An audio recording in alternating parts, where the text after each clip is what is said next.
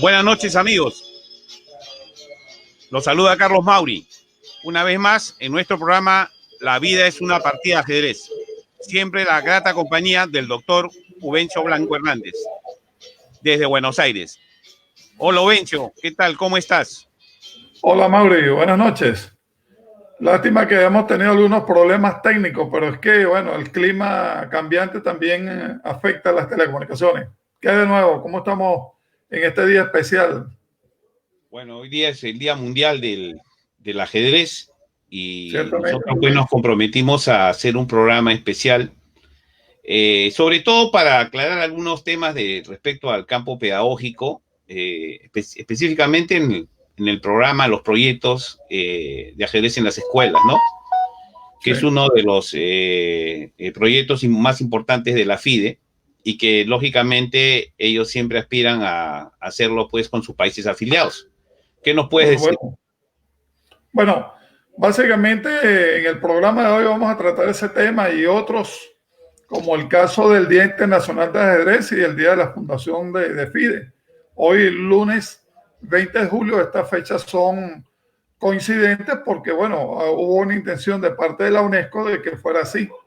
Y entonces vamos a estar compartiendo con Alejo, el maestro internacional, Alejo de Dovitis, de acá de Buenos Aires, que ha tenido algunos problemas con la conexión.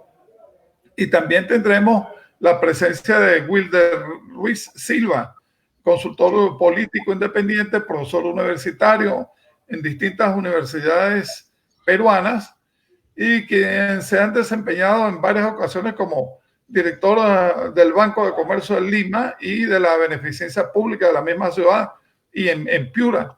Y además ha sido en dos oportunidades regidor metropolitano de la ciudad de Lima y es ex congresista de la República Peruana. Ahora, ¿qué nos interesa con Wilder Ruiz Silva? Bueno, que él es un gran aficionado al ajedrez, ha dado aportes importantes al desarrollo organizativo del ajedrez en Perú, pero además es una persona que mantuvo en un momento determinado una relación bastante cercana con el campeón del mundo Garry Kasparov y ustedes servirán la mesa para que nuestros oyentes se enteren de los detalles. Precisamente hoy, FIDE está desarrollando un proceso prácticamente de evaluación del trabajo que se hizo durante este fin de semana con motivo de la celebración del Día Internacional del Ajedrez. Me refiero específicamente a que FIDE planteó una idea importante para esta fecha, era que se asociara el tema ajedrez con educación. Y se nos pidió a todos los ajedrecistas del mundo, en particular a los miembros de las distintas comisiones de trabajo, como es el caso de la Comisión de Ajedrez y Educación FIDE, que organizáramos, contribuyéramos con un pequeño programa de enseñanza del ajedrez a algún niño, niña o adolescente familiar nuestro, vecino o miembro de la comunidad. Bueno, este trabajo se desarrolló o se está desarrollando en distintos lugares del mundo y entonces FIDE solicitó que se le enviaran fotografías, declaraciones en sonido, video, etcétera, para verificar que ese trabajo se ha estado realizando. Y eso para nosotros es realmente importante, ¿no? Antes de seguir adelante con el programa, queremos saludar a una cantidad creciente de seguidores que han estado pendientes del desarrollo de nuestras actividades, que el viernes se consideró que no tuvimos programa porque precisamente decidimos pasarlo para hoy lunes. Me estoy refiriendo a José Luis Hilarte, Rafael Santana, Zulaide Perdomo, Mónica Navarro, Víctor Bologan de la Federación Internacional de Ajedrez, el director David Yada, Leoncho García y Stefan Loffel, que son mis compañeros en la comisión de comunicación de la Comisión de Ajedrez y Educación FIDE. Tú sabes que esta comisión está encargada de recopilar y generar información, inclusive política informativa, en el campo del ajedrez educativo. Y una comisión que fue creada este mismo año y que estamos llevando adelante ese trabajo. Es un equipo bastante compacto de 4 personas, por supuesto, allí bajo la coordinación general del presidente de la Comisión Mundial de Ajedrez en la Escuela, el gran maestro internacional armenio Svan Putian, y de nuestro secretario general, el irlandés Kevin O'Connor. Entonces, bueno, el plato está servido para que comencemos a trabajar con el primer punto de nuestra agenda, que es el 20 de julio, Día Internacional del Ajedrez. Y hablando de eso, ¿tú te acuerdas del patriarca, uno de los patriarcas del ajedrez escolar en Argentina? Sí, claro, claro. Nuestro amigo Jorge Laplaza.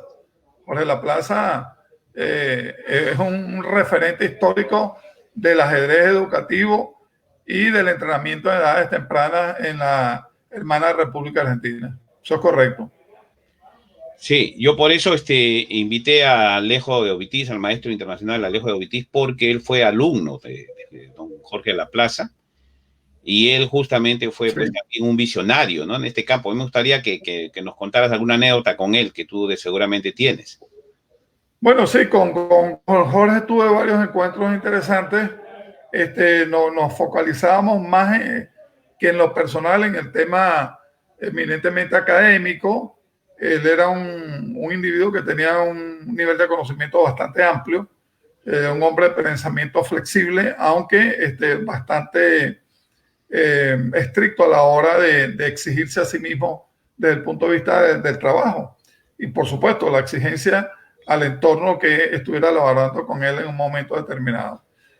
Coincidimos en varios lugares. Por ejemplo, recuerdo que creo que en 2002 estuvimos en Menorca, en España, trabajando con un congreso internacional de ajedrez de educación, donde él expuso el trabajo que había venido desarrollando en su tierra natal y los resultados que había obtenido de la aplicación de algunas de sus teorías y del enfoque amplio que él tenía respecto a lo que era la enseñanza y el entrenamiento del ajedrez. Lamentablemente Jorge se nos fue muy, muy joven. Creo que falleció alrededor de los 60 años aproximadamente y dejó un legado importante, pero creo que tuvo mucho por dar. En este momento estuviera trabajando a todo vapor a favor del desarrollo del ajedrez educativo y discutiendo con nosotros sus posiciones, sus puntos de vista, en lo que no siempre estábamos de acuerdo. No siempre estábamos de acuerdo. Entonces yo le agradezco a Jorge que en varias oportunidades hayamos podido ajustar algunos criterios respecto a los procedimientos de enseñanza, sobre todo de formación de formadores para las escuelas, no solo latinoamericanas, sino a nivel internacional. Él valoró mucho nuestro trabajo del sistema instruccional de ajedrez, reconoció que era un aporte desde el punto de vista metodológico y él tenía su propia metodología que le funcionaba bastante bien. Inclusive un grupo de alumnos y seguidores, entre los que está Alejo de Ovitis, que se formaron muy bien, muy concienzudamente en ese campo tan austero como lo es el campo del ajedrez de alto rendimiento. Jorge Laplaza definía y discriminaba muy bien lo que era ajedrez básico con aplicación en las escuelas para el desarrollo de habilidades del ajedrez de alto rendimiento, cosa que no mucha gente sabe discernir o diferenciar en un momento determinado y lo toman como que si fueran sinónimos y no lo son, porque además no solo la metodología sino el objeto, el fin, el propósito de este tipo de proyectos es totalmente distinto en un caso y en el otro. Entonces, bueno, hasta donde se encuentre Jorge, un gran saludo fraternal en este Día Internacional del Ajedrez Universal, donde él dio un aporte muy positivo para el desarrollo del mismo, no solo en su nación, sino para quienes le seguíamos en la distancia. Sí, y tú que estás en la Comisión de Ajedrez y Educación de la FIDE, cuéntanos, están buscando un sistema para homologar, ¿no? La enseñanza-aprendizaje del ajedrez. ¿Están Sí, terminándolo? ¿Cómo va sí, eso? sí, sí. Estamos en ese proceso y es un proceso muy complicado. Y el proceso se hace complicado porque en algún momento te consigues con personas que no tienen formación profesional en esto de lo que son diseños de sistemas instruccionales o de diseños de metodologías o estrategias didácticas para la enseñanza. Han trabajado con algunas de ellas, tienen referencia, algún conocimiento teórico reciente que pueda haber ocurrido, pero que puedan haber adquirido, pero no tienen la formación. No tienen la formación académica ni la experiencia práctica para llevar adelante este tipo de cosas. Entonces, cuando se estructuran equipos de trabajo que tienen que ver con diseños curriculares, inclusión de determinadas materias o asignaturas en el currículum o en la parrilla curricular de un país determinado, desconocen que deben pasearse por una serie de elementos que son previos a ese hecho. Y entre los elementos que son previos a ese hecho están las leyes, el corpus legal de los referidos países. Porque no es lo mismo, estimado Mauri, que nosotros hagamos una aplicación o generemos un diseño aquí en Argentina que en Costa Rica, Estados Unidos, Rusia e Irán o China, por ejemplo. Ya hemos pasado por esa experiencia, ya conocemos esa experiencia. Entonces, lo más que se puede hacer es hacer un boceto, un formato general, amplio, flexible, que le permita a ese individuo de China, de Rusia, de Estados Unidos, de Japón, de Costa Rica, de Argentina, de Perú y de Venezuela, hacer las adaptaciones curriculares que sean pertinentes. Caso bastante distinto al de, por ejemplo, la matemática o la biología o la propia física o química, cuyas leyes rigen soberanamente en todo el planeta. Son leyes universales y sus aplicaciones son básicamente las mismas. Pero, por ejemplo, cuando tú hablas de la historia de Francia, de la historia de Italia, de la historia china, la japonesa y la de los Estados Unidos, por supuesto, las formas y metodologías de abordaje son totalmente distintas. Por lo tanto, es difícil generar un modelo único, universal, que satisfaga todas las necesidades. Pero independientemente de eso, estamos comenzando a trabajar. Se han presentado algunos nudos allí que eran esperables conseguirlo. Bueno, es normal, ¿no? Es normal. Vamos adelante con esta propuesta. Claro. Es normal porque, si bien es cierto, todos tienen una buena intención, pero siempre es bueno pues seguir un camino, ¿no? Para que sea, pues, todo esté en sintonía, todo esté sintonizado. Dentro de un rato va a entrar el doctor Wilder Ruiz Silva. Vamos a esperar que se pueda conectar. No pudo conectarse porque él está en una provincia del Perú, así que yo he preferido llamarlo por teléfono. Es mejor. Claro, es mejor, porque pasa que cuando se comienza a fallar el audio, ya se desluce la transmisión, se desluce el programa. Entonces Bueno, te comento que algunas personas me han dicho que, bueno, siempre se ha celebrado el Día del Ajedrez, pero que no era el 20 de julio. Efectivamente. Bueno, 20 son 96 años, ¿no? Pero ahora estamos ahorita, Ubencio, con Wilder Ruiz Silva, a quien saludamos desde el programa La vida es una partida de ajedrez. Bienvenido al programa, Wilder Ruiz Silva. Carlos, qué gusto saludarte y saludar a todos los amigos amantes del ajedrez en este Día Internacional, que lo estamos celebrando con la reserva del caso por la pandemia, pero siempre es bueno juntarnos todos los que estamos en torno de este juego que es, como tú sabes, una combinación de arte, de ciencia, una combinación de estrategia, una combinación de un entretenimiento ilustrado que nos acerca pues a esas cosas buenas que tiene la vida, como es el juego del ajedrez. Y perdona que haya empezado tan apasionadamente, pero tú sabes cómo este hermoso juego, este hermoso deporte, a mí me emociona mucho, ¿no? ¿Cómo estás, Carlos? Qué gusto saludarte. Bueno, yo estoy muy bien y acá te voy a pasar también para que converses con el doctor Ubencho Blanco. ¿Quién te saluda? Hola, buenas noches. Se les saluda. ¿Cómo está todo? ¿Cómo estás, Juvencio? Qué gusto saludarte. Y te saludo desde una provincia de Ferreñafe al norte del Perú. Es una ciudad casi milenaria, tiene casi 500 años de fundación española, pero los ancestros pre-incas hicieron de esta ciudad Ferreñafe una ciudad milenaria.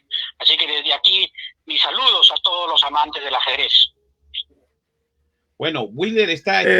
¿Tenemos alguna referencia respecto a que los incas participaron o generaron algún tipo de juegos de mesa? No estaba enterado de ese detalle.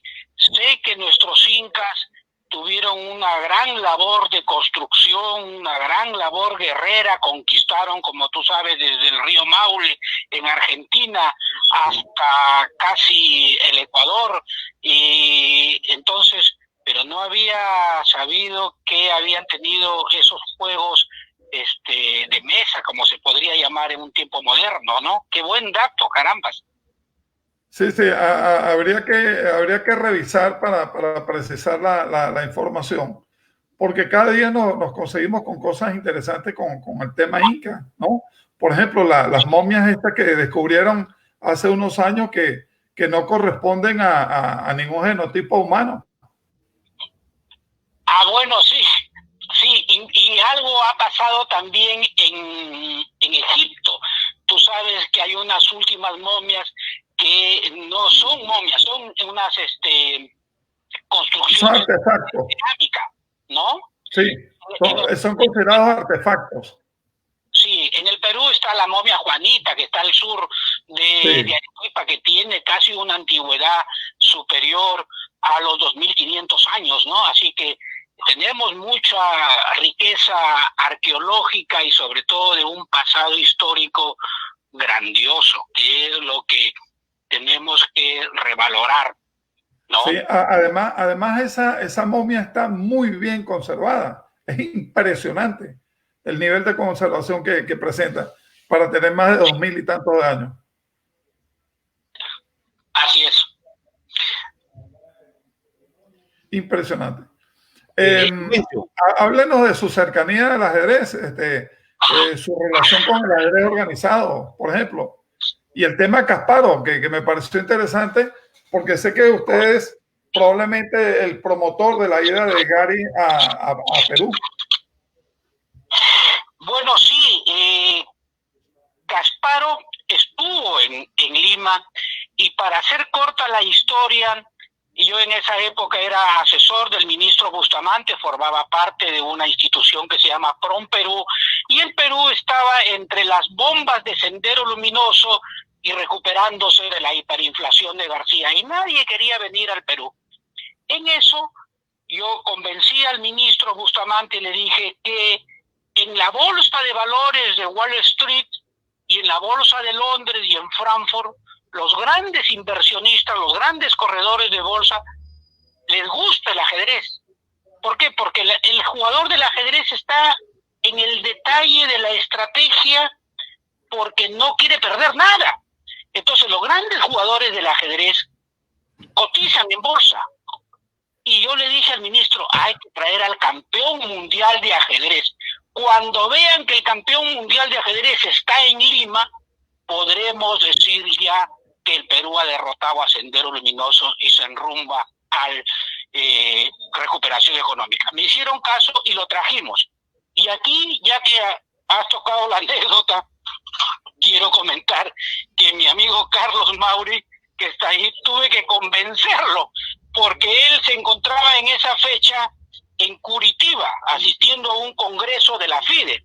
Y me dijo, ¿cómo voy a ir si estoy en un congreso? Le digo, compadre, tienes que venirte. Y lo traje y lo convencí para que me ayude él participando por la universidad, la UNI. Hicimos lo trajimos, hicimos un acercamiento. Kasparov estuvo muy contento en el Perú, incluso fue y llegó a ir al Cusco. Y creo que, fíjate cómo esos pequeños detalles de traer a un campeón mundial en medio de una incertidumbre económica y de seguridad y de violencia política como fue Sendero Luminoso, empezó efectivamente el Perú a ser visitado. Michael Jackson había confirmado su presencia en el Perú, y 3 días antes que llegara Michael Jackson, con todas las entradas vendidas, pusieron un coche bomba en el aeropuerto y ya no pudo venir Michael Jackson, y así la gente no venía a visitar el Perú por el miedo a Sendero Luminoso, y ya empezaba efectivamente a recuperarse. Trajimos a Kasparov, que creo que fue uno de los grandes logros, una de esas pequeñas satisfacciones profesionales que tú tienes en tu corazón a lo largo de tu vida profesional. Creo que le hicimos mucho bien al país trayendo a Kasparov, y allí gracias, aprovecho para agradecerle a Carlos Mauri, que me ayudó, como también con Carlos, que nos gusta el ajedrez. Hemos jugado partidas ahí en Miraflores, que es un barrio emblemático. Cuenta de la inauguración de la plaza. En la inauguración de la plaza convencimos al alcalde de Miraflores en esa época que hiciera una remodelación y pusiera, ¿cómo se llama? Las luces. Tableros ahí al aire libre. ¿Recuerdas esa noche que estuvimos? Y no hace mucho, hace unos meses, lo convencí a Carlos para que vaya al norte del país, a Piura, a hacer una simultánea de ajedrez ahí. Así que ahí estamos, disfrutando de jugar el ajedrez y haciéndole bien a los niños, ¿no? Sí, mira, yo aprovecho ya que has tocado una parte sensible para muchos amigos que están incómodos con lo que ha pasado. Viendo a lo de la Plaza Esteban Canal de Miraflores, convencimos al alcalde Manuel Macías en ese tiempo, ¿no? Él era el alcalde, ¿te acuerdas? Nos reunimos, bueno, y él quedó en renovar todo el sistema de luces, lo cual se hizo. A los asientos, que era un mármol y que la noche después eso se pone helado y eso pasa pues a través del cuerpo, que hasta produce enfermedades, le puso madera para proteger los asientos. Todo eso, Wheeler, ahora ha sido cambiado, inclusive la placa que él puso, la ha cambiado el que entonces era uno de sus regidores, señor Molina. Y ha arrinconado las mesas prácticamente, ha condenado, para mí es una condena, los ha arrimado al fondo, donde están más expuestos al frío. ¿Te imaginas? O sea, eso lo han malogrado realmente, ¿no? Lo han malogrado. Sí, realmente sí, y él ha puesto su placa encima, ¿no? Entonces me parece que, bueno, en todo caso lo hubiera puesto a un lado, ¿no? Si no, imagínate. Esos tableros de ajedrez han sacado las mesas de en medio, por ejemplo, ¿no? Son puntos de encuentro y tantos turistas, era un atractivo turista. Entonces, eso, Juvencio, por ejemplo, fue un atentado para el ajedrez. Ahora, respecto a Kasparov, cuando tú me contaste y me llamaste a Brasil, yo estaba en unos seminarios que habían ahí, y también paralelamente había un congreso de la FIDE y el Mundial Sub-26 en 1993. Sí, estaba en Curitiba, sí. Entonces, yo me iba a quedar porque me iba a jugar el torneo de Cayobá, habían torneos después de eso, y bueno, me vine volando, ¿no? Con la buena noticia, porque justo a raíz del coche bomba que pusieron, no solamente fue Michael Jackson, acuérdate, también Paul McCartney, los Rolling Stones, varios artistas, Subvencio, cancelaron su llegada a Perú, porque había el terrorismo, pues estaba pues terrible en Perú, ¿no?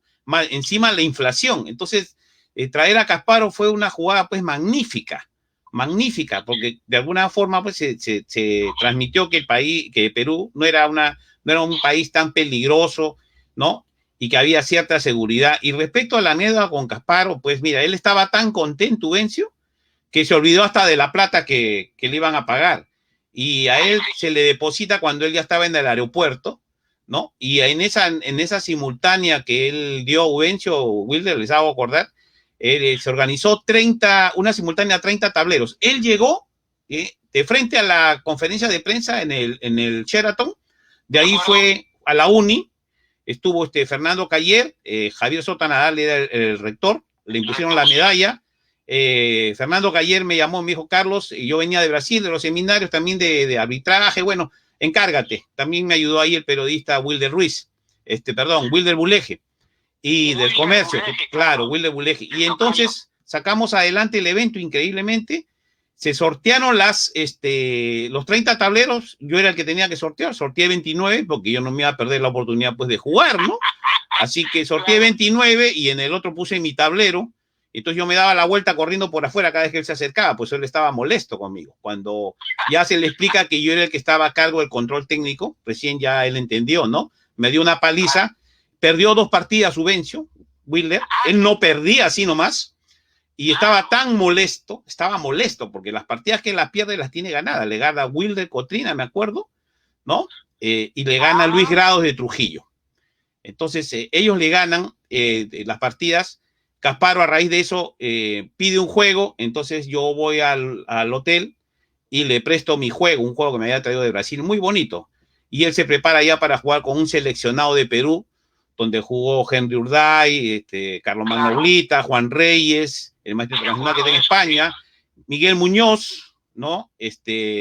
Fernando Miguel, ¿no? Y fue el único, le arrancó, y el gran maestro Henry Urday, y el que le arrancó el empate fue Juan Reyes desde en la apertura ahí, en la Unión Italiana lo agarró y él estaba fastidiado, ¿no? Fastidiado. Y quiso apoyar a Miguel Muñoz, hoy gran maestro de ajedrez Ubencio, radicado en España. Entonces, el ajedrez realmente, pues, se ha notado que tienes una pasión, una gran pasión por el ajedrez, y bueno, yo me alegro, pues, que hayamos de alguna forma nosotros coincidido en varios proyectos. Y también te invito ahora tú, que has sido congresista, y supongo que vas a ir en política, ¿no? Cuando se presentó, ¿te acuerdas que yo te di el borrador del texto para presentarlo? Quisiera que lo cuentes y por qué no se pudo, y cuál es el papel realmente de los congresistas, ¿no? Si pueden o no pueden modificar la malla curricular. Eso me gustaría que lo digas para el público, para que quede claro, ¿no? ¿Cuáles son sus alcances de los congresistas? Recuerdo que cuando me asesorabas en mi despacho, un asesoramiento que te lo agradezco. Fui asesor ad honorem, nunca cobré. Exactamente, eras un asesor ad honorem de mi despacho en el Congreso, y se habían presentado varios proyectos de ley en el marco de mejoramiento de la cuestión cívica. Recuerdo un proyecto de ley para hacer obligar varias materias, entre los cuales estaba efectivamente el juego del ajedrez. Es obligatorio. Desgraciadamente, Zenaida Uribe, que era la presidenta de la Comisión de Educación en esa época, una medalla de plata. Olímpica. O sea, deportista 100%, en su ADN está el ser campeona olímpica. Desgraciadamente, el proyecto fue rechazado porque argumentaron que las mallas curriculares y de los cursos son un proceso largo de evaluación técnica de trabajos y que no se podían cambiar vía una ley de Congreso, porque lo que estaba pidiendo que el ajedrez fomenta todo ese razonamiento lógico, toda esa competencia para diseñar estrategias, para además hacer un acercamiento social e intelectual, ya estaba comprendido entre los cursos que se dictaban. Desgraciadamente no se aprobó, lo mandaron al archivo sin previo debate. Y yo estaba muy comprometido con ese proyecto para hacer obligatorio el dictado del curso de ajedrez, por lo menos en la primaria o la secundaria, porque yo también presenté 2 proyectos de ley que los mandaron al archivo. Uno para hacer obligatorio el curso de filosofía durante los 5 años de secundaria y hacer obligatorio el curso de razonamiento lógico, porque mi argumentación era que el Estado tiene la obligación mínimamente de enseñarle a pensar a sus niños, de enseñarles a pensar a sus jóvenes. ¿Y cómo lo lograba? Con un curso de filosofía. Y la otra responsabilidad que tiene un Estado es que sus niños y sus jóvenes tengan un razonamiento lógico. Ese razonamiento lógico lo lográbamos con un curso de lógica. Y además del curso de ajedrez, que yo estuve ahí detrás, me acuerdo que era presidente de la Comisión de Defensa del Consumidor en esa época, desgraciadamente, los congresistas de esa época no interpretaron esa responsabilidad que se tenía para formar a las nuevas generaciones. Porque un país que forma a sus jóvenes pensando y además con razonamiento lógico es un país que se encamina al siglo XXI con una serie de potencialidades para su desarrollo. Es una pena que no se logró. Yo sí creo que en algún momento el curso de ajedrez tiene que ser enseñado en la secundaria. Ya se enseña en las universidades. En las universidades Sí. se enseña.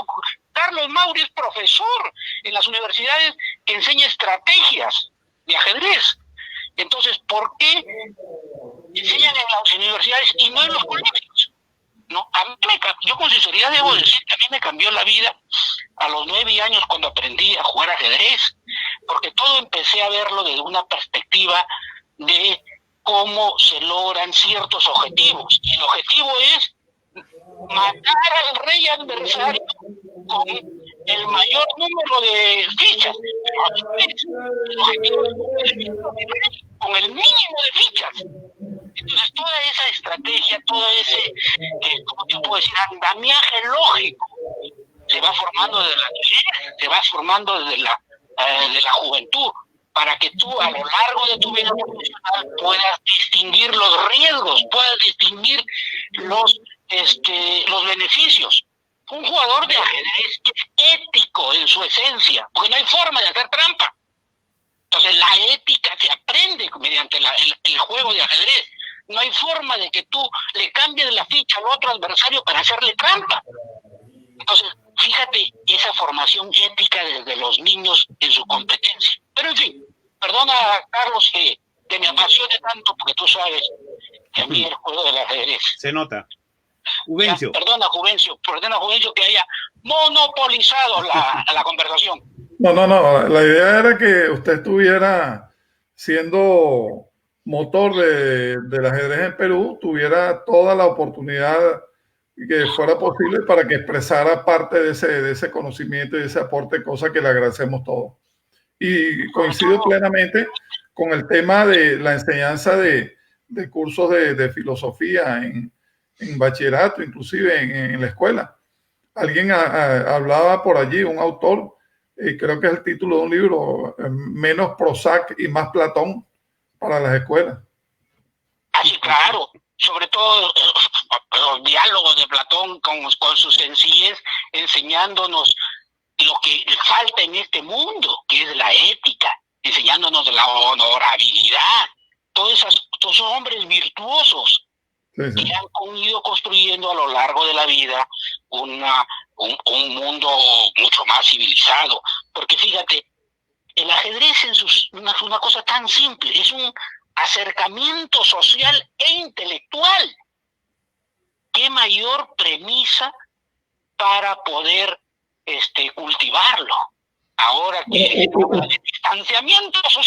habla de distanciamiento social, bueno, está bien por la pandemia, pero una vez que pasemos la pandemia, tenemos que recuperar esa humanidad que es el acercamiento social e intelectual, que recuerdo que fue una frase, además es una idea del gran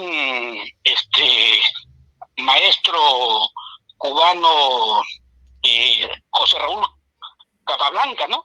Que que pues nos deja muchas lecciones todos los grandes maestros. Y qué bien que hoy, 20 de julio, el Día Internacional del Ajedrez, estemos hablando sobre estas mayores beneficios que trae el juego, ¿no?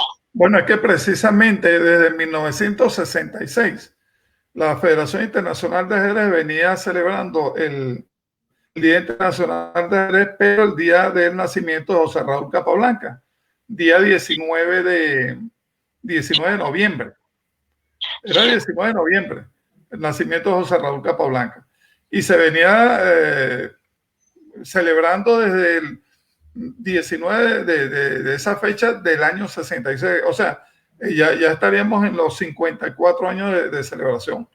Sin embargo, hubo una moción que fue presentada ante la UNESCO por parte de Armenia y otros países que lo apoyaron, en el sentido de que el Día Internacional del Ajedrez debería coincidir con el día de la fundación de FIDE, algo que además tiene su lógica. Claro. Esta fundación de FIDE ocurrió el día 20 de julio del año de 1924.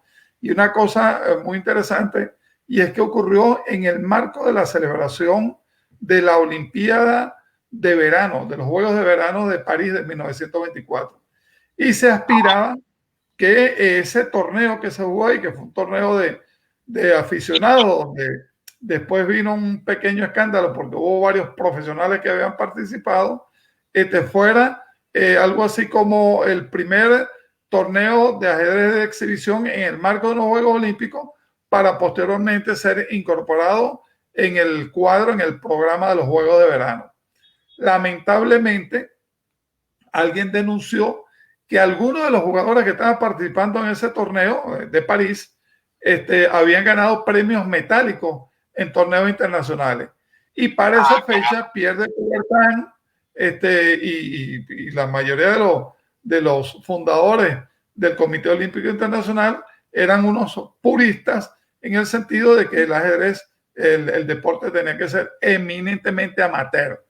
Y la primera gran víctima de ese deporte amateur, de esa concepción, fue precisamente el ajedrez, cosa que cambió radicalmente años después, en particular en 1992, en los Juegos Olímpicos de Verano de Barcelona, España, cuando inclusive usted pudo ver la presencia de las más grandes luminarias que ha tenido el baloncesto universal, como el Dream Team de los Estados Unidos, que ni siquiera se alojó en la Villa Olímpica, sino que estaba en un hotel aparte para manejar el volumen de gente que le iba a pedir autógrafos y fotografías, para que usted vea cómo son las cosas.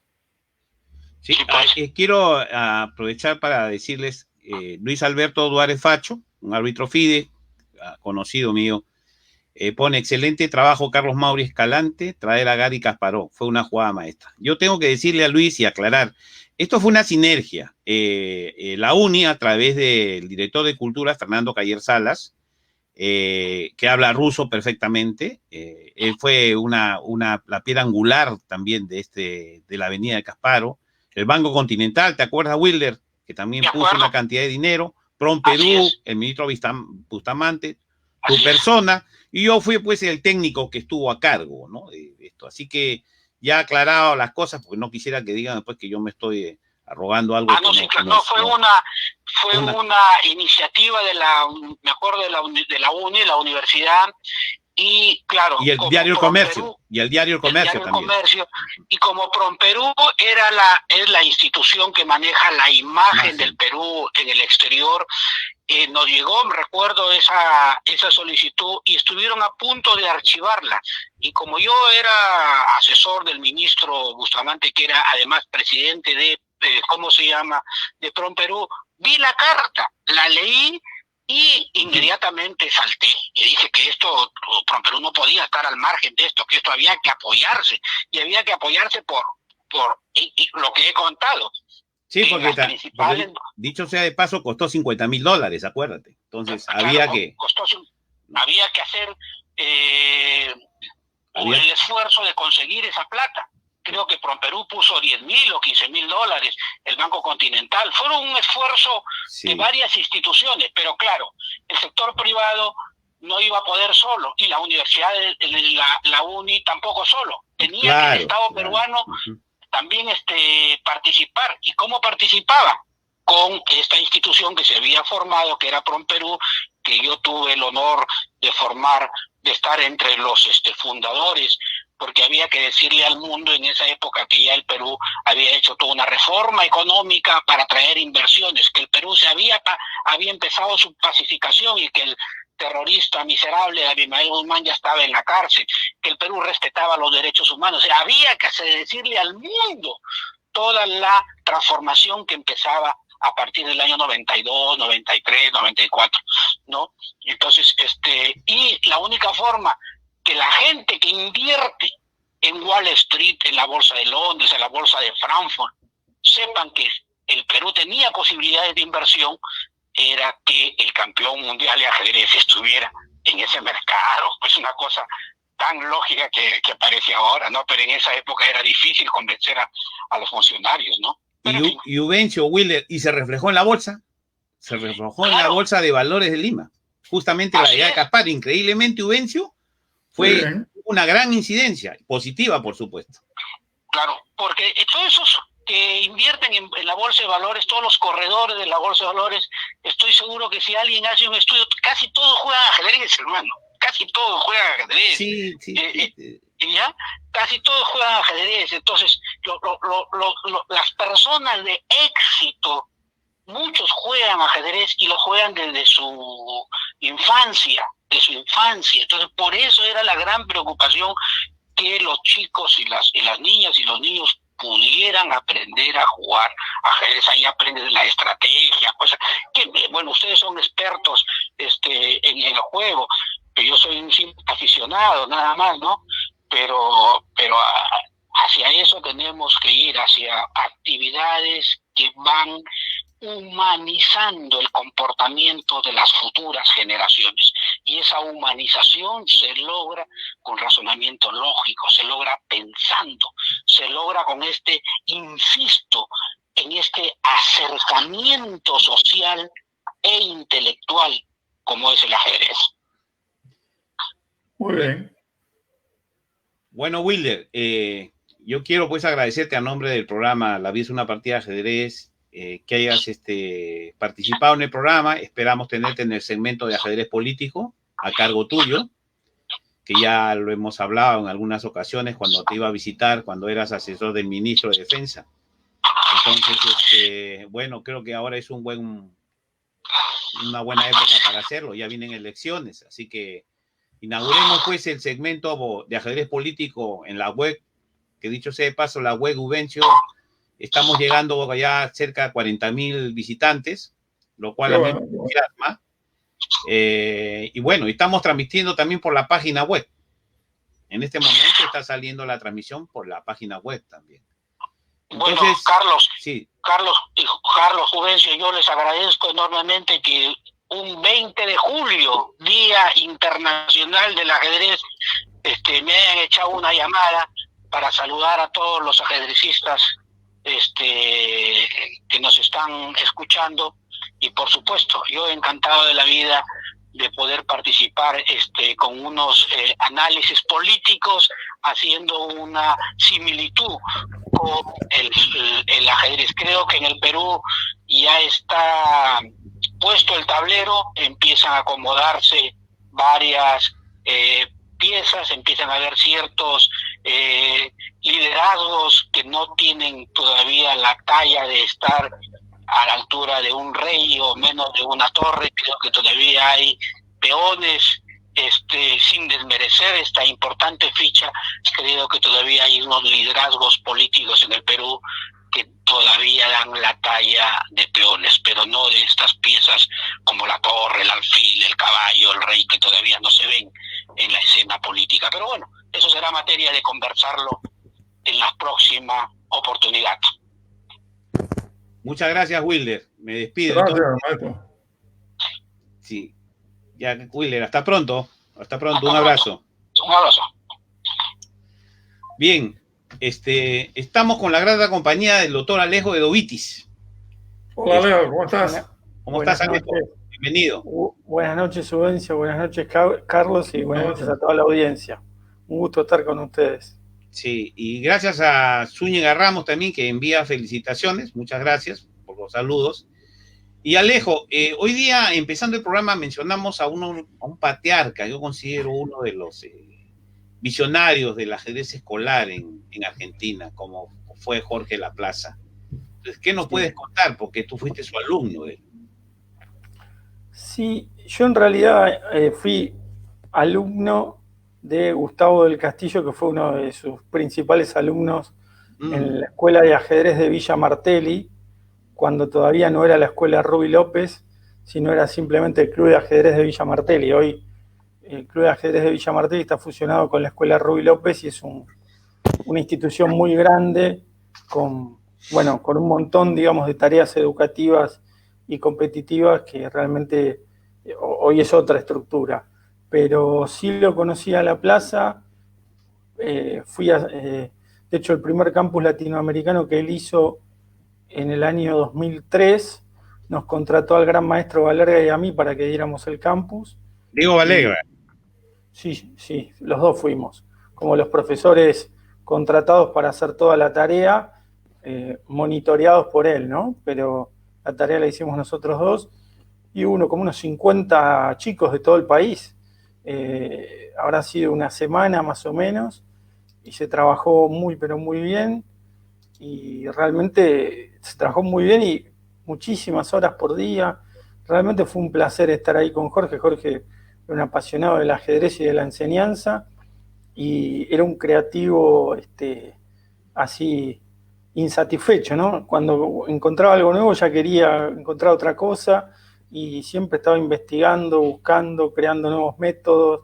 De hecho, cuando nosotros dábamos las clases a veces nos criticaba, nos sugería cosas, nos decía que así no, pero siempre con ánimo de progresar, no con ánimo, digamos, destructivo, sino constructivo, ¿no? Realmente... Creaba sus baterías, ¿no? Había tenía su página y cosas muy novedosas, unos conceptos novedosos, disruptivos, diría yo, disruptivos. ¿Qué más disruptivo? Una cosa que a mí me gusta mucho. Él hizo una serie de problemas, de baterías de problemas, llamado Mida su fuerza ajedrecística, que salió en la revista El ajedrez de Sopena en los años 70, después en los 80, que creo que anduvo después por todo el mundo, ¿no? Y de hecho él habló de esos trabajos en los distintos congresos, que en algunos coincidió con Ubencio, y realmente eran trabajos formidables, hechos por él solo, porque en esa época no había computadora, y realmente los escritos de Laplaza son increíbles, y ojalá algún día podamos plasmar el libro que se merece, y porque realmente trabajó muchísimo más de lo que se sabe, y eso que se sabe que trabajó mucho. O sea, que lo que sabe es una parte de todo lo que hizo. Así que realmente pensar en él es pensar en un adelantado de la enseñanza del ajedrez, sobre todo a nivel escolar o a nivel jóvenes, ¿no? Realmente siempre que uno lo elogio, que habla de él, termina olvidándose de cosas porque siempre hay más para decir. Exacto. Era muy rico. Sí. Una gran persona. Mira, Alejo, hoy también se está celebrando el 96 aniversario de la FIDE, y resulta ser que en el documento fundacional aparecen 3 países de América: Estados Unidos, Canadá y Argentina. Sí. Y por Argentina firmó Roberto Grau. Roberto Grau. Fueron 13 países los que fundaron la organización en París, en el marco de los Juegos de Verano del año 24. Pero, por ejemplo, Austria y Alemania, que habían tenido ya campeones mundiales de ajedrez, no fueron invitados a participar como parte de las sanciones de la posguerra. Por haber participado en la posguerra. Y la Unión Soviética, que ya era poderosa para aquella época, tampoco fue invitada a participar. Entonces, eventualmente pudieron haber estado 16, 17 países fundadores, pero no fue así. Entonces, Latinoamérica, porque en España, por España participó un delegado, estuvo el maestro Roberto Grau, y eso es un honor y eso es recordado permanentemente en FIDE. Argentina como organización, como federación afiliada, fundadora de la Federación Mundial de Ajedrez. Sí, es que el actual presidente de la FAD, el ingeniero Mario Petrucci, siempre hace énfasis en eso, de decir que tenemos que llevar adelante una federación cada día mejor porque somos socios fundadores de la FIDE, y eso se lo debemos a Roberto Grau, que Roberto Grau yo lo podría trazar un paralelo, ya que hablaste de Austria, bueno, de los conflictos políticos de aquellas épocas, Sí. con Richard Reti, ¿no? ¿En qué sentido? De hecho, Grau y Reti jugaron varias veces en Olimpiadas y también jugaron en Buenos Aires cuando Reti visitó Argentina. Que los dos vivieron 40 y pocos años. Creo que Reti murió a los 40 y Grau murió a los 44. Pero Sí, Reti 39 y 39. Grau 44, no llegó a los 45. Bueno, pero la cantidad de cosas que hicieron por el ajedrez para la corta edad en la que vivieron Tremendo. es increíble. Y de Grau uno recuerda que salió 7 veces campeón argentino, 7 u 8, no me acuerdo, pero pensando que vivió 44 años, y también recuerda, bueno, las columnas en La Nación y por supuesto el Tratado General de Ajedrez. Pero lo que Grau hizo a nivel dirigente es increíble, porque no solo fue socio fundador de la FIDE, sino que consiguió que la Olimpiada viniera a Buenos Aires en 1939, y él también se cargó al hombro la organización del match Capablanca-Alekhine en 1927. Así que lo de Grau es increíble, es el patriarca de la Por eso es considerado el padre del ajedrez argentino. Sí. Sin lugar a dudas. Total justicia. Merecido 100%. Muy merecido. Él inclusive presentó una documentación en el marco de la fundación de la FIDE, que después fue corregida. Y me refiero a lo siguiente: la documentación que él llevó era de 1922, cuando en realidad la fundación de la Federación Argentina de Ajedrez es del año 1923, el registro formal. Y sin embargo, eso no le quitó ningún derecho de participar en el año 24 como miembro fundador, pero hubo algo con los papeles. De todas maneras, ya para esa fecha, y aún siendo un tipo muy joven, porque ¿qué edad tenía en ese momento Grau? 20 años. 20 años. Y ya el Grau era considerado una referencia dirigencial importante del ajedrez suramericano, y se le respetaba, y solo tenía 20 años. Pero es que también había desarrollado una temprana carrera periodística que le había permitido ese reconocimiento. Claro. Es que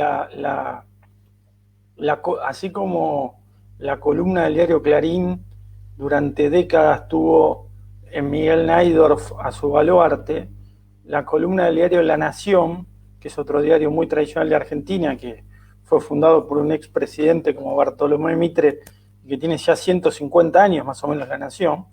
El primero que tuvo, la columna de Frente al Tablero, si no me equivoco, la inauguró Grau, la siguió Portela, después apareció el queridísimo Bolbochán, después Luciano Cámara y después Hilardo. Fue toda una serie, pero estamos hablando entre del primero al último, estamos hablando como 100 años más o menos de ajedrez en columnas ajedrecísticas del diario La Nación. En algún momento Claudia Mura no escribió esa columna, en algún momento. Puede ser, y también Ricardi, pero un momento, Pablo Ricardi también. Pero sí, el Frente al Tablero que iba los domingos tradicional, lo inició creo que Grau y Portela después. Sí, después vino Bolbochán. Bolbochán inclusive se llevó para Venezuela el nombre de la columna y la escribía de allá, claro, tanto para el diario La Nación como para el diario El Nacional. Y lo hacía regularmente los sábados en la tarde para su publicación el domingo. Bueno, con la tecnología de aquella época, ¿no? Claro. Pero sí, 3 horas de trabajo. Bolbochán es otro patriarca del ajedrez argentino, ¿no? Posterior a Grau, pero es inevitable hablar dentro de la historia del ajedrez argentino de Bolbochán. Por cierto que hace unos pocos días, conversando con Diana, su hija, Dianita, que vive, Dianita, y su esposa también vive, me hacía referencia de que el último de los Bolochán ya no estaba en Buenos Aires, que ya prácticamente el apellido Bolochán como tal había desaparecido de la escena. Porque además ellos fueron muy longevos. Uno de los hermanos Bolochán llegó a 90 y tantos años. Sí. Él mismo murió de 76. Creo que Jacobo murió también por allí, ¿no? La madre de Diana está larga, no voy a decir edad porque se trata de una dama, claro, pero también es de larga edad. Sí, y bueno, sí, estuvimos conversando de eso y me dijo, no, eso, ya el apellido Bolochán no existe en Argentina, sino en la memoria de los seguidores. Bueno, pero es una memoria imborrable por todo lo que ha hecho, ¿no? Uf, sí. Claramente. Un aporte realmente importante. Bueno, ¿quién no ha olvidado a Grau, no? Perdón. Claro, por supuesto. Y con Grau pasó, Carlos, dime. Con Grau pasa un poco como con Kotov, ¿no? ¿Cómo? Que con Grau pasa un poco como con Kotov, que han aparecido muchos libros que lo critican, pero en realidad lo critican basándose en sus enseñanzas, o sea que en realidad es una crítica que más que una crítica es un elogio, ¿no? Sí. Son medallas, diría yo, ¿no? Sí, es una crítica de adentro. Claro. Así que creo que en el fondo es que son libros que han traspasado el paso del tiempo, ¿no? Bueno, hace 2 días coloqué una entrevista que le hizo, no sé si la habrás visto, el gran maestro Lázaro Burzón a Leinier Domínguez, y ambos dice que bebieron en los libros de Grau, por supuesto. Sí. Claro, conocemos las limitaciones que tiene o tenía Cuba para esa época, hará 20 años aproximadamente y 22 años aproximadamente, pero que ellos y la gran mayoría de los maestros internacionales y grandes maestros que conozco de Cuba, bueno, su ABC comenzó prácticamente con el Tratado de Ajedrez de Grau, que siempre ha sido visto con mucho respeto.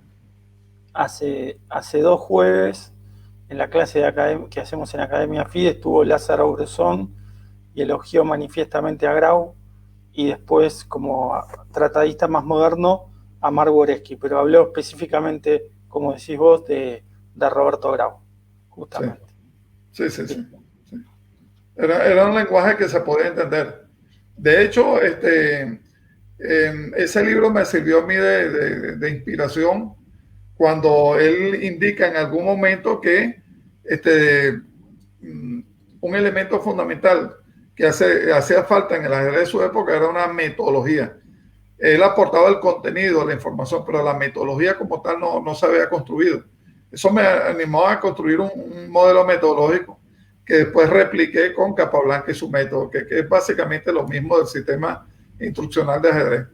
Pero la inspiración vino de él y vino, por supuesto, de las ideas de Capablanca, por quien él sentía una grandísima admiración y con quien se enfrentó en algunas oportunidades.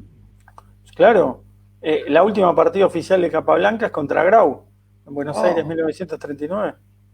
Y es la famosa. No sabía, y no saben la anécdota esa. No, cuenta. Tiene una anécdota buenísima, porque si ustedes ven la partida, es la última oficial que jugó Capablanca en su vida. Del 39 al 42 hizo exhibiciones, pero no jugó un torneo oficial. Y en esa partida termina tablas, pero si uno ve la posición final, Capablanca tiene 2 peones de más. Uno dice, pero ¿cómo hizo tablas con 2 peones de más Capablanca en un final? Que Capablanca es un experto en finales. ¿Cómo no va a ganar este final? Y el tema es que parece ser que en el medio de la partida, en la jugada 20 por ahí, Capablanca hizo una jugada errónea que perdió una pieza. Y como Grau era muy amigo, lo admiraba, lo obligó a volver atrás. Capablanca no quería, porque era un deshonor volver atrás. Pero Grau lo obligó. La partida siguió, Capablanca lo fue superando, pero después se sintió como que no podía ganar esa partida, que le habían regalado esa vuelta atrás. Entonces, uno cuando ve la posición final, si no conoce esta anécdota, no entiende por qué terminó en empate. Terminó en tabla por esa razón. No la conocía. Gracias. Bueno, no, por favor.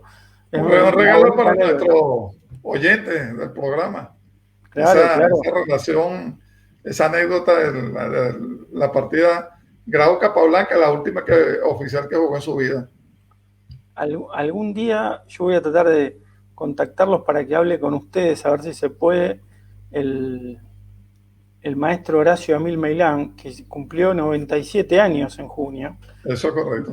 Y que él de muy pequeño... Por favor, encárgate desde ya de eso, nos gustaría mucho. Voy a ver si él lo puede hacer, porque estaría... No sé si en la casa tiene computadora o no, pero voy a tratar de arbitrar los medios. El celular se puede. Él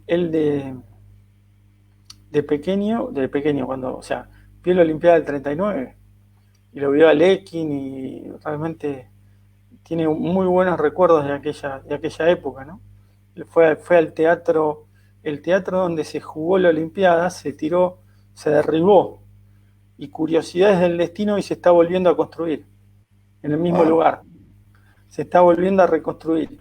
En realidad se está construyendo como un edificio de oficinas, pero como era un patrimonio histórico, abajo tuvieron que hacer el teatro y arriba hacen todas las oficinas. Pero el mismo teatro donde se jugó la Olimpiada del 39, si Dios quiere, en menos de un año lo vamos a tener de vuelta. Uy, qué bueno, armado. qué bueno. Sí, tendría 15 años en ese momento. Más o menos, claro. Sí, 15, 16 años, perfecto. Imagínate. Sí. Tuvo la oportunidad de ver a Capablanca, a Lequín, a los grandes clásicos, ¿no? A todos, ¿no? A Sagnac, a todos los... Qué privilegio realmente, ¿no? Un gran privilegio. Un gran privilegio. Sí. Y en pleno inicio de la Segunda Guerra Mundial, ¿no? Es que en el medio del torneo está la invasión a Polonia, ¿no? En el medio del torneo se empieza la invasión a Polonia. Entonces, que precisamente, por eso se quedaron. no estoy seguro que ese día jugaba Alemania-Polonia. Pero creo que ese match no se jugó, ¿no? Se suspendió o se declaró 2-2 sin jugarse, por cuestiones... No se jugó. Pero ¿no? sí coincidió Polonia-Alemania ese día. ¿Qué te parece, Mauri? Casualidades, ¿no? Mira, ahorita me están mandando acá en el interno, seguro algunos que tienen inquietud sobre el proyecto de ajedrez en las escuelas, que se mencionó con Wilder Ruiz. Hago un paréntesis para responderle. Claro. Efectivamente, los congresistas, todos los congresistas, los que le llaman el poder pues, legislativo, ellos no pueden modificar ninguna malla curricular de ningún colegio, instituto, universidad. No pueden ellos intervenir. Lo máximo que pueden hacer los congresistas es sugerir, ¿no? Sugerir que se haga esto. No pueden poner con carácter de obligación nada. Y también el proyecto que yo presenté en el 2003, que mira, te voy a decir este apellido, Nogueiras. Aurora Nogueiras fue la directora que evaluó el proyecto Alejo Juvencio, que yo presenté en el año 2003. Pasó todas las revisiones, las opiniones técnicas, pasó también por las áreas respectivas con opinión favorable. El problema fue que no había recursos para ponerlo en ejecución. Eso fue en el año 2003. En el año 2005 sale una ley general de educación ya incorporando varias de las virtudes, beneficios que yo citaba, mencionaba, ponderaba en el proyecto que yo presenté. Entonces, en el año 2008, el congresista Torres Caro presenta el proyecto y el proyecto fue archivado de plano. ¿No? Ni siquiera entró a dictamen, porque cuando es archivado de plano, pues no necesita un dictamen. De frente sale un decreto de archivamiento, como ocurrió. Entonces, con esto que estoy diciendo, y lamento tener que decirle esto al amigo que me ha escrito, que cualquier iniciativa, ¿no? De poder querer llevar un proyecto de ajedrez en las escuelas va a tener el mismo resultado, porque le van a decir que ya el pensamiento lógico matemático, la comprensión lectora, habilidad verbal y numérica, ¿no? Toma de decisiones, resolución de problemas, todo eso está contemplado dentro de esa mencionada ley del 2005. Con esto espero que nuestro seguidor se quede satisfecho, ¿no? Quería aclarar eso para que él se quede pues, ya más explicado, que eso no va a encontrar, salvo pues que busque el decreto de archivo, que fue en el año 2008. Sigamos con lo que estábamos hablando, que justo ocurrió, y ahí también se quedó el Icaces, ¿no, Alejo? También el Icaces se quedó. Se quedó Erich Icaces, que en vez de, digamos, instalarse en la ciudad de Buenos Aires, se instaló en otra gran ciudad como es la capital de la provincia de Córdoba, la ciudad de Córdoba. Y ahí formó a grandes jugadores de la escuela cordobesa, y también en un momento estuvo en Brasil también viviendo, pero la mayoría de su vida la vivió en la ciudad de Córdoba, y ya digamos que entre Icaces y Naidorf hay una diferencia sustancial, no solo porque uno se quedó en Buenos Aires y el otro en Córdoba. El Icaces, cuando llegó a la Olimpiada del 39, estaba empezando el declive de su carrera. La mejor etapa del Icaces es de 1935 al 39. Ahí estaba entre los 10 mejores jugadores del mundo. Naidorf estaba en el despegue de su carrera en el 39. O sea que cuando se empezó a quedar en Argentina a partir del año 39 es donde más arriba llegó, y los celos ponderados dicen que Naidorf en el año 46, 48 hubiera estado, sí, casi top 5, top 5, top 6. Así que un jugador muy, pero muy fuerte también.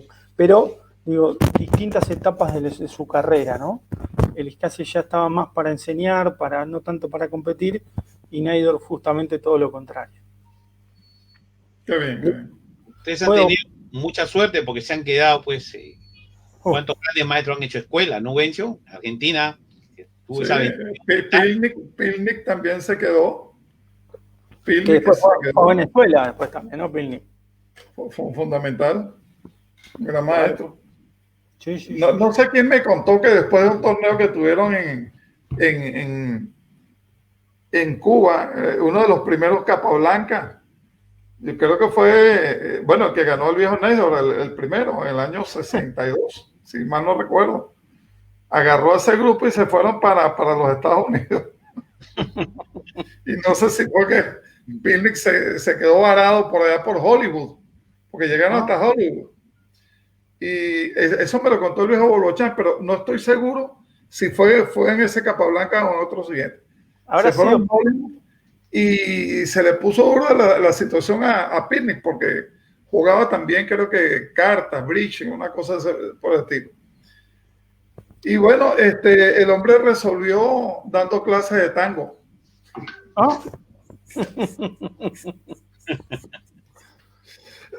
No me imagino a Herman Pilnik dando clases de tango. Con ese carácter que tenía, no lo imagino. Era un genio, ¿no?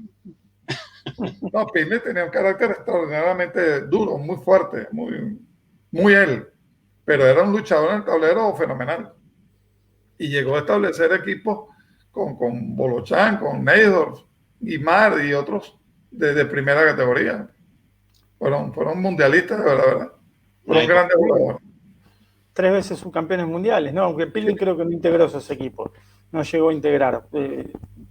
Pero 3 veces subcampeones mundiales. Ahí sí estuvo siempre Bolbochán, ¿no?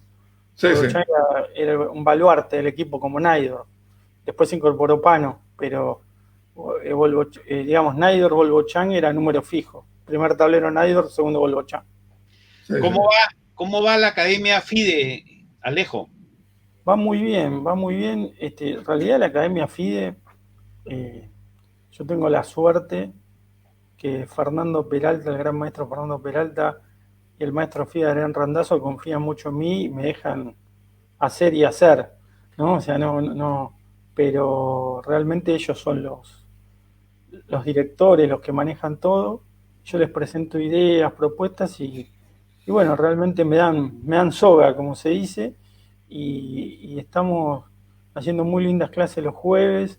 Estamos preparando algún curso para el segundo, digamos, a partir de agosto, y estamos armando tengo una idea que no top secret, no la puedo decir porque estamos armando algo muy interesante para finales de agosto. Casi la sueltas, ¿eh? Casi. ¿No? Casi. La amenaza es más fuerte que la ejecución, recuerda. Por supuesto. Pero les quiero contar algo que viene a cuento de lo que vos estabas Carlos, contestándole al oyente. Sí. Que, o sea, no me voy a meter en Perú porque obviamente no conozco la realidad. O sea, algunas cosas como me has contado, pero digo, no puedo hablar de Perú. Pero sí puedo hablar de Latinoamérica en general, Argentina incluido, ¿no? En general, que muchas veces el ajedrez no se termina aprobando, no se termina masificando, porque no hay proyectos estratégicos en nuestros países. Los proyectos son todos corto plazo o urgencias. Por ejemplo, yo durante un programa o dos en ajedrez y empresas me dediqué a hablar de Estonia. Estonia es el país donde nació Keres, un país así chiquito, que no tiene mucho PBI, ni grandes industrias, ni nada. Y hace 20 años, un poco más, decidió ser un país digital. Y hoy es el principal país digital del mundo y mejoró muchísimo no solo su economía, sino la rapidez de las transacciones, de todos los... O sea, es un país ágil y todo se maneja a nivel digital. Pero cuando empezó Estonia con esto, sabía que esto le iba a llevar muchos años, pero lo hizo. Eso es un plan estratégico. No quedarse en el corto plazo de si me sirve o no me sirve. Entonces, un proyecto de ajedrez en las escuelas en serio, en Perú, en Argentina, en Venezuela, donde quieran ustedes, necesita tener la visión de plan estratégico, que al principio hay que poner plata, pero que después el circuito del ajedrez es muy ágil y después termina siendo barato, porque la infraestructura del ajedrez es mucho menos costosa que la del fútbol, que la del tenis, que la del básquet, ¿no? Entonces, es solo pensar más a futuro que a presente. Y creo que en Latinoamérica nos falta mucho eso. Ahí no quiero dejar a nadie afuera. Alejo, en Venezuela, para el año 2000, comencé a plantear ante las autoridades del deporte, el Instituto Nacional de Deporte, que después fue el Ministerio del Deporte, la idea de un proyecto llamado... Tú fuiste director en una de ellas. Sí, pero escucha lo siguiente. Un proyecto denominado Proyecto Estratégico Nacional de Ajedrez Escolar. Y ese concepto de Proyecto Estratégico Nacional de Ajedrez Escolar se llevó adelante por una negociación que se dio allí. Y es que a mí me convocaron a una reunión de federaciones en un momento determinado y se me ofreció el cargo de director general del Instituto Nacional de Deporte. El segundo a bordo después del presidente, la parte operativa. Y yo dije que no. Después vino un diálogo con el ministro y le dije, ministro, mire, yo tengo 3 años planteando el Proyecto Estratégico Nacional de Ajedrez Escolar y no ha sido tomado en cuenta. Si usted me promete que ese proyecto va a ser aprobado, yo acepto el cargo. Y el ministro dijo que sí. Dijo que sí y cumplió. Se inició el proyecto en el año 2004, que entonces en la medida que tú comienzas a transitar en las autopistas de ese monstruo, te das cuenta que es un trabajo realmente grande, es un reto extraordinario, que se dividió en 2 ministerios, el Ministerio de Educación y el Ministerio de Deporte propiamente dicho. Y entonces los viceministros eran los encargados de coordinar el proyecto conjuntamente conmigo. Y eso tiene sus grandes fortalezas y también tiene sus debilidades, porque rotan mucho los individuos, lo cambian para acá, lo suben y permanentemente estás comenzando y comenzando y comenzando. Y eso tiene un impacto en algunos aspectos del proyecto, como es el presupuesto. Ahora bien, ese nombre, Proyecto Estratégico Nacional de Ajedrez Escolar, colocado en el año 2003, iniciado en el 2004, se mantuvo hasta el 2010 aproximadamente. Se fue debilitando en el tiempo por los cambios de estos que les dije. Yo mismo salí del cargo en el año 2007. Seguía coordinándolo, pero los ministros eran otros, tenían otros intereses, etc. Pero formaba parte de un paquete de unos 4 o 5 deportes donde estaba atletismo, béisbol, natación y gimnasia, junto con ajedrez, donde esos proyectos fueron declarados estratégicos nacionales. Ahora, ¿qué sucedió? Bueno, en la práctica no hubo interés de las otras federaciones deportivas porque esos proyectos fueran adelante. Algo así como que mucha gente que está a nivel de federaciones se conforma exclusivamente con los que llegan al alto rendimiento, los que están arriba, los candidatos A, los talentos que están en desarrollo. Pero la formación abajo, en las canteras, abajo, en el inicio, no les interesa. Y con el ajedrez sucede eso. Hemos tenido inconvenientes. Y te digo, hemos tenido inconvenientes, yo lo he vivido más o menos del año 88, 90 aproximadamente, en la comisión de ajedrez en la escuela de la FIDE, con muchas federaciones o muchos federativos que simple y llanamente no quieren saber nada de ajedrez escolar, porque ese es un trabajo bien grande, bien complejo, que necesita otro tipo de equipo, otro tipo de habilidades, otro tipo de enfoque. Entonces, lo que tú estás diciendo es totalmente razonable. Deben ser programas a largo plazo. Y te voy a decir otra cosa. En el año 2014, la FIDE celebró un congreso en Tallinn, en Estonia. Yo estuve allí en ese congreso y pude asistir a la casa donde nació Paul Keres, que en realidad es un museo. Ahí celebramos un torneo de rápidas, etcétera, etcétera. Y ya se sentía ese ambiente de alta tecnología en todo. Sobre todo en el aeropuerto, en los hoteles y en algunas transacciones.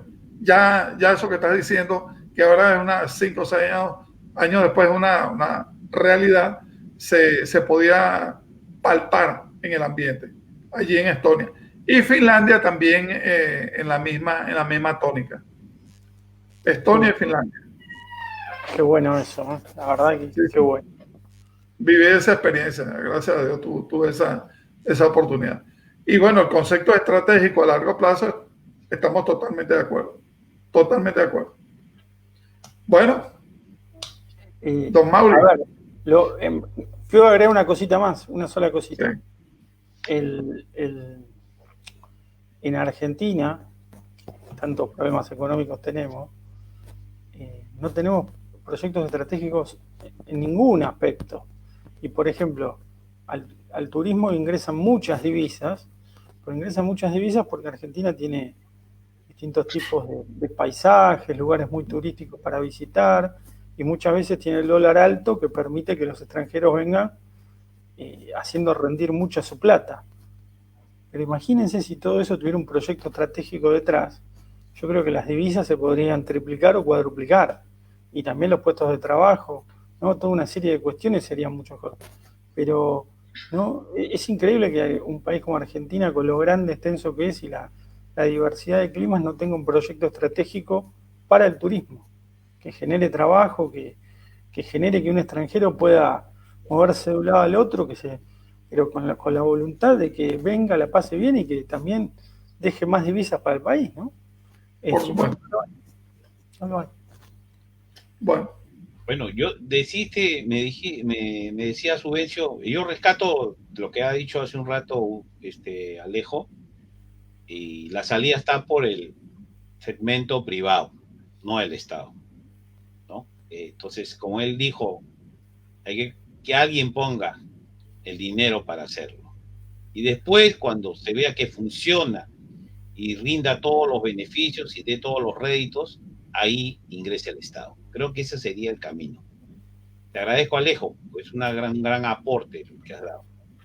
No, a ver, me interesó hoy participar con ustedes. Siempre que puedo veo el programa, a veces puedo, a veces no puedo, pero hoy en un día especial que era el Día del Ajedrez, el Día Internacional del Ajedrez, por la creación de la FIDE, y bueno, quería saludarlos, participar, y bueno, siempre es un gusto estar con ustedes, así que muchas veces que no pueda no significa que no quiera.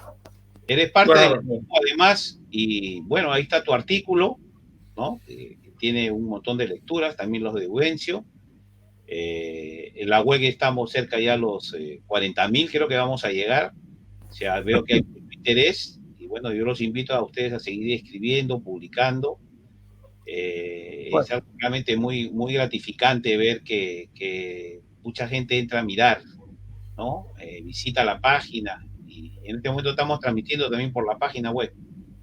Entonces, me alegro de haber hecho ese equipo, y bueno, vamos a seguir adelante contribuyendo justamente a esta nueva causa que es el ajedrez, ¿no? En todos sus ámbitos, en todos sus segmentos.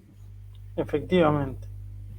Bueno, yo también me despido entonces. Un abrazo para todos los ajedrecistas latinoamericanos del mundo, para ustedes en particular, a nuestros seguidores en este día internacional del ajedrez, donde celebramos un reconocimiento importante de parte de la UNESCO y celebramos también la institucionalización de la FIDE, que hablaremos en otro programa porque no nos dio tiempo de tocar algunos elementos interesantes de su fundación y del tema de cuál es su misión y el manejo que tuvo con el primer campeonato del mundo, que no fue en el año 24, sino hacia 1946, o sea, 2 décadas largas después de su fundación. Entonces, a nuestros amigos seguidores, radio oyentes, los que nos siguen por Facebook y por YouTube, nuestro saludo cordial y las buenas noches para todos. Alejo, también creo, te agradezco. Dejo las palabras finales, Alejo. No, es simplemente agradecerte a vos, Carlos, Aubencio, el espacio, saludar siempre a la audiencia, que muy amable, y quedar a disposición para futuras conversaciones y emisiones por acá. Que sea un muy buen día del ajedrez, o que terminen muy buen día del ajedrez todos en los distintos lugares del mundo. Vale. Bueno, muchas adiós. Gracias. Gracias a ustedes. Chao, chao. Nos vemos este próximo viernes. Continuamos. Hasta pronto. Muchas gracias. Vale. Nos vemos.